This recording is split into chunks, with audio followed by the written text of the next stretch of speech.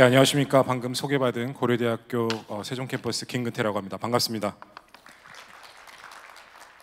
네, 이러한 뜻깊은 자리에 초대해 주셔서 다시 한번 깊은 감사의 말씀을 드립니다. 저는 그 3부의 주제에 따라서 그 다문화 사회의 현황과 과제에 대해서 간략하게 말씀을 드릴 텐데 그 결혼 이주민을 중심으로 해서 말씀을 드리겠습니다. 지금 오늘 하루 종일 그 저출산 관련된 많은 좋은 발표들이 있었고 많은 것을 배울 수 있었습니다. 최근 우리 사회에서는 이런 저출산의 그런 해결책으로서 이민을 적극적으로 늘려야 된다라는 의견이 많이 나오고 있습니다. 저는 이 자리에서 이것을 뭐 늘려야 된다, 줄여야 된다 그런 말씀을 드리는 것은 아닙니다. 저는 우리 사회가 그 인구, 그러니까 이주민들을 더 많이 받아들일 수밖에 없다고 생각합니다. 그 이유는 우리나라 자체의 그 경제적인 위상이 올라감으로 인해서 다른 국가들과의 경제적인 격차가 발생할 수밖에 없고, 그 격차만큼 그것이 이제 우리 사회로 이주민들을 끌어들이는 동력으로 작동할 것이라고 생각을 합니다. 그렇기 때문에 우리의 저출산 문제와는 별개로 다른 그런 경제적인 요인들이 작동하고 있기 때문에 향후 이주민들은 계속해서 늘어날 수밖에 없는데, 제가 오늘 드리고 싶은 말씀은 지금 우리 사회는 이주민에 관련해서 어떤 현황을 보이고 있고 또 어떠한 문제들이 있는지 이런 것들을 좀 한 번 더 생각해보는 계기를 가졌으면 좋겠다라는 의미에서 발표를 시작하게 되었습니다. 무작정 이것을 늘려야 된다, 줄여야 된다 그렇게 말씀드린 것이 아니라 좀 한 번쯤은 좀 되돌아보고 좀 앞으로를 생각해볼 수 있는 그런 계기가 되었으면 좋겠다라는 의미에서 제 발표를 시작하도록 하겠습니다. 이런 텍스트는요, 그 자료를 참고해 주시면 될 것 같습니다. 저는 주로 이제 그래프 위주로 말씀을 드리도록 하겠습니다. 그 결혼 이주 트렌드부터 시작을 하도록 하겠습니다. 이쪽에서 그 주황 오렌지색 그 표가 한국 남성과 결혼한 외국 여성들의 절대적인 숫자이죠. 숫자를 나타내는 거고, 숫자는 왼쪽 Y축이고요. 그 다음에 퍼센트는 오른쪽 Y축입니다. 그 다음에 파란색은 한국인 여성과 결혼한 외국인 남성들의 숫자를 나타내는 겁니다. 그리고 점선은 전체 혼인 건수 중에 외국인이 포함된, 즉 국제 결혼이라고 불리는 그 커플들의 비중을 나타내고 있습니다.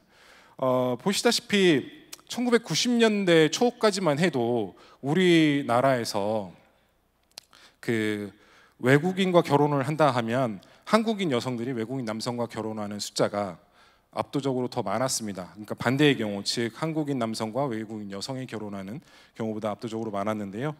93년도에 중국과의 그 외교 관계가 그 정상화되면서 급격하게 증가하게 됩니다. 90년대 중반부터. 그러다가 2005년도까지 이제 증가를 하게 되는데 2005년도부터 피크를 찍고 그 다음부터 감소를 하고 있습니다. 2005년도 이후에 그러면 왜 갑자기 이렇게 줄어들고 있느냐? 그것은 이제 그 정부에서 결혼 국제 결혼 그 에이전시라고 하죠. 그런 부분들에 대해서 이제 법률적으로 좀 단속을 강화하고 그랬던 이유가 크게 작용한 것으로 판단이 됩니다. 어찌 됐건 2005년도에 최고 정점을 찍고요. 그 다음에 점차 감소하는 추세를 보이다가 지금 보시면 코로나 시국 이후까지 계속해서 점진적으로 감소를 하다가 코로나가 종식된 이후에 최근 들어서 다시 반등하고 있는 추세를 보일 수 있습니다. 그래서 그 최고 정점을 찍었던 2005년도에 전체 혼인 건수의 거의 한 12%에서 13% 정도가 국제 결혼이었던 것으로 보고가 되었습니다. 지금 현재는 약 한 8, 9% 정도 되는 것으로 보입니다. 근데 이 그림에서 우리가 알 수 있는 점은 뭐냐면 외국인 남성과 결혼한 한국인 여성들의 숫자는 파란색 선이죠. 크게 변하지 않습니다.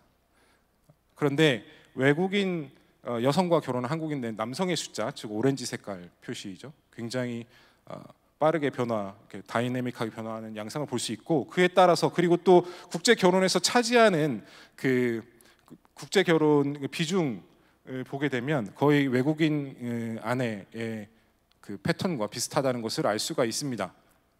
즉 우리나라의 그 대부분은 그 국제 결혼은 한국인 남성과 외국인 여성의 혼인으로 이루어지는 것을 미루어 짐작할 수가 있습니다. 그러면 외국인 아내들의 주요 출신국은 어디인가? 2000년대 초반까지만 해도 중국 출신이 압도적으로 많았습니다. 그런데 2000년대 중반 이후부터는 베트남 출신 여성들이 급격하게 늘어나고 있는 추세를 볼 수 있고요.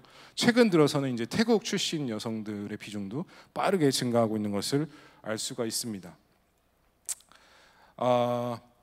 그렇다면 외국인 남편, 그러니까 한국인 여성과 외국인 남편을 결합했을 경우 외국인 남편은 주로 어느 곳에서 오는가?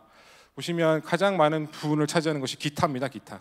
즉 그 외국인 아내들 같은 경우에는 특정 국가들에서 집중적으로 이렇게 한국으로 유입되는 것을 알 수 있는데 외국인 남편들 같은 경우에는 굉장히 다양하다는 겁니다. 출신국이. 그럼에도 불구하고 2000년대 초반까지만 해도 중국 출신의 외국인 남편들이 많은 부분을 차지하고 있었습니다. 그렇지만 최근 들어서는 미국, 그 다음에 베트남, 캐나다 등지에서의 등에서 온 외국인 남편들의 그 비율도 점차 증가하고 있는 것을 확인할 수가 있습니다. 그래서 요약을 하자면 외국인 그 결혼 혼인 이주는 급격하게 외국인 아내들의 그 패턴 같은 경우에는 빠르게 시류에 따라서 빠르게 변화한다. 그다음에 외국인 남성들 같은 경우에는 굉장히 안정적인 추세를 보이고 있다. 이렇게 생각해 주시면 될 것 같습니다. 그렇다면 다문화 가구는 어떻게 분포하고 있는 것일까?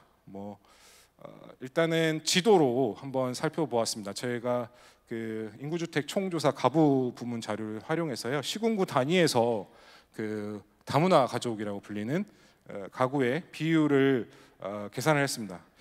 보시면 이제 짙은 색으로 갈수록 비율이 높은 시군구가 되는데요.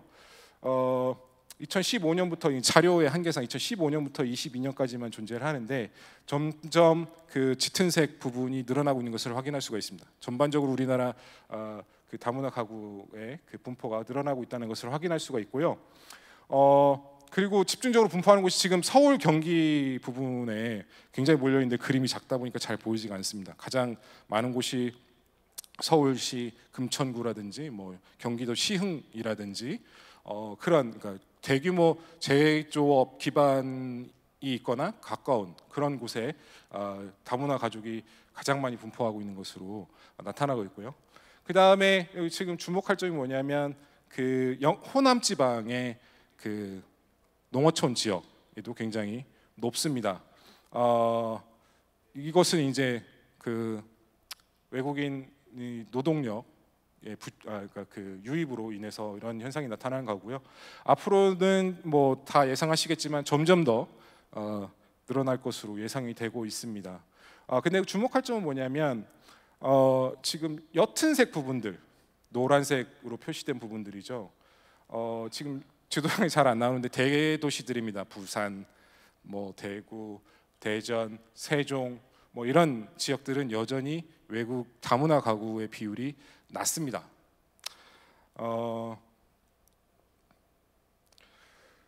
그 주요한 그 외국인 특히 그 외국인 아내들이 유입된 주요한 원인 중에 하나가 그 혼인 이주입니다. 혼인 이주. 그렇다면 혼인 이주로 들어오신 분들이 이제 아이를 낳겠죠. 아이를 낳게 되면 저희 100명의 출생아가 있다면 한 해에 어머니나 아버지가 외국인인 경우가 몇 퍼센트가 되는가를 보여주고 있습니다. 지금 2010년도 같은 경우에는 외국인 아버지를 두고 있는 아이들의 숫자가 0.6%였고요. 외국인 어머니를 두고 있는 아이들의 숫자가 비율이 3.8%였습니다. 근데 이것이 2018년도에 가면 각각 1.4%와 4.7%로 증가를 합니다. 지금 비율을 하게 되면 그러니까 외국인 아버지와 어머니를 다 합하면 6.1%가 되는데 크지 않습니다. 그럼에도 불구하고 10년 더, 그러니까 2018년도까지 8년 사이에 지금 보시면 외국인 아버지 같은 경우 2배 이상 늘어났고요. 외국인 어머니도 1.5배 정도 빠르게 성장하고 있는 것을 알 수 있습니다. 즉 우리의 다음 세대들 중에 어머니나 아버지가 외국인인 경우가 급격하게 빠르게 늘어나고 있다는 것을 확인할 수가 있습니다. 그래서 아까 보셨다시피 우리나라 2005년도에 피크를 찍고 이제 점점 감소하고 있는 추세임에도 불구하고 그때 이제 태어난 아이들, 다문화 청소년들이 초중고에 이제 분포를 하고 있습니다. 보시면 지금 오렌지색이 초등학교에서 외국 다문화 아이들의 비율이고요. 녹색이 중학교, 그 다음에 빨간색이 이제 고등학교입니다. 그리고 막대 그래프는 이제 절대적인 숫자인데 아주 급격하게 증가하고 있는 것을 확인할 수가 있고요. 지금 초등학교 같은 경우에는 보시면 증가 추세가 2014, 15년도까지는 빠르게 했습니다만 증가는 하고 있습니다만 그 속도가 점점 느려지고 있습니다. 즉 그렇지만 중고등학교, 고등학교는 점점 최근으로 들어올수록 더 빨라지고 있죠. 그래서 이것이 무엇을 의미하는 것인가? 그러니까 이제 다문화 청소년들이 새롭게 유입되는 다문화 청소년들의 왜냐하면 초등학교부터 가고 그다음 중학교, 고등학교로 이렇게 이행할 것이기 때문에 그 진행하는 속도가 점점 줄어들고 있는 것이 아닌가 그런 생각을 합니다.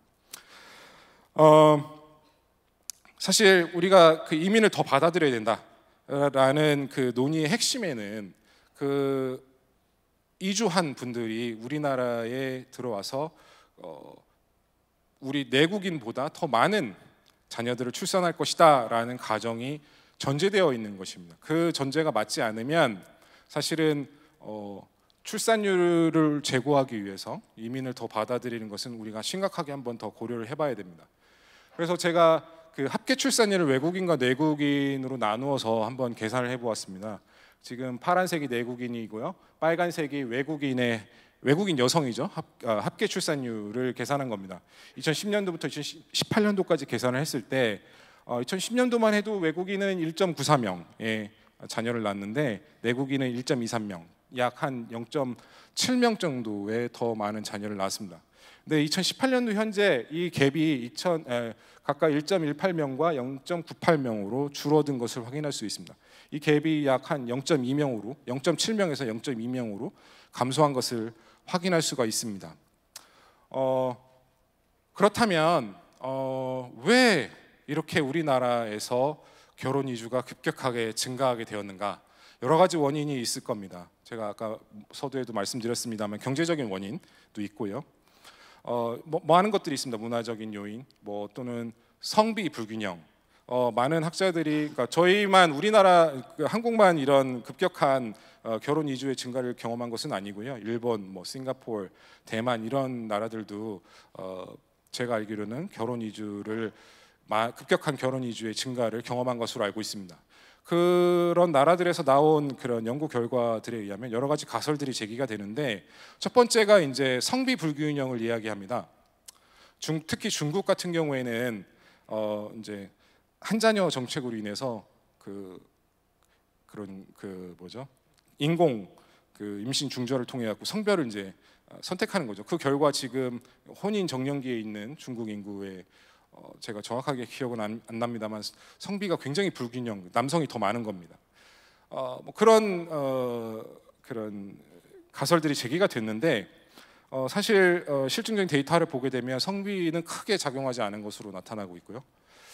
그렇다면 무엇이 우리 사회에서 이렇게 갑자기 결혼 이주가 증가하게 된 것인가? 저는 이제 결혼 시장 미스매치라고 제가 명명을 했는데 우리 사회를 포함해서 이제 동아시아권에서는 주로 이런 패턴, 이런 경향성이 강하게 발견이 됩니다. 즉 남성의 교육 수준을 상중하로 나누고 여성의 교육 수준을 상중하로 나눴다고 했을 때 여성보다는 남성의, 그러니까 아내보다는 남편의 교육 수준이 조금이라도 높은 경향이 그렇게 혼인을 하려는 경향이 조금 더 강하게 나타난다라는 가설이 있습니다. 그래서 그걸 이제 그림으로 표현하게 되면 이렇게 되는 거죠. 중간 정도의 교육 수준을 가지고 있는 여성은 상 수준의 남성들과 혼인을 하려고 하고 하 교육 수준은 남성 중 수준과 결혼을 하려고 한다. 그렇게 되면 이것이 잘못됐다거나 그런 의미로 말씀드리는 게 아닙니다.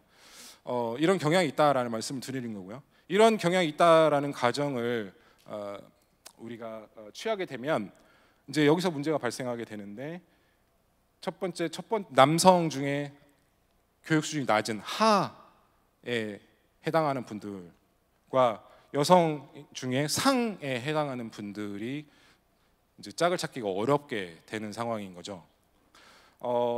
그런데 이제 제가 판단하기에는 남성 중에 낮은 수준의 교육 수준을 가진 분들은 이제 짝을 찾을 수 없으니 국제 결혼이라는 그런 루트를 택한 것이 아닌가라는 생각이 들고요.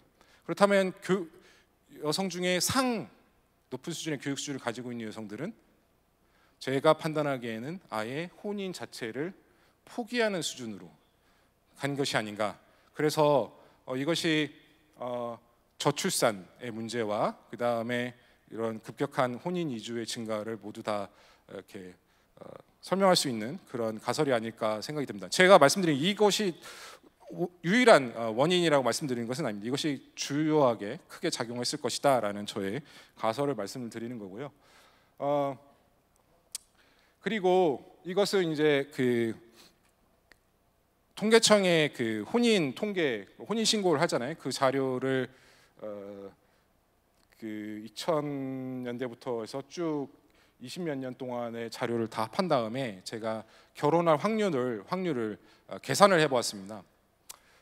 남녀로 나눠서요. 교육 수준에 따라서 이제 계산을 해보았는데 2010년, 14년, 19년 이렇게 계산해 보면 남성 같은 경우에는 사실 지금 한국 전체 평균 뭐 80% 이상, 대학교 진학률 80% 이상이기 때문에 중졸 이하, 중졸, 초졸, 무학 이런 분들은 사실 극소수입니다. 대부분의 분들은 다 이제 고졸 이상인데 고졸 이상만 보게 되면 단선적으로 감소하는 것을 알 수가 있습니다. 교육 수준이 증가할수록 이것은 국제 결혼을 할 확률입니다. 확률이고요. 그래서 단선적으로 그 확률이 감소하는 것을 확인할 수가 있는데 여성들 같은 경우에는 지금 중졸에서 이렇게 한번 피크가 오고요. 그 다음에 석사 이상의 피크가 오는 것을 확인할 수가 있습니다. 그리고 또 하나의 차이점은 남성들 같은 경우는 10년, 14년, 19년에 따라서 조금씩 확률이 변합니다. 근데 여성은 그 이 세 기간 동안 전혀 변하지가 않습니다.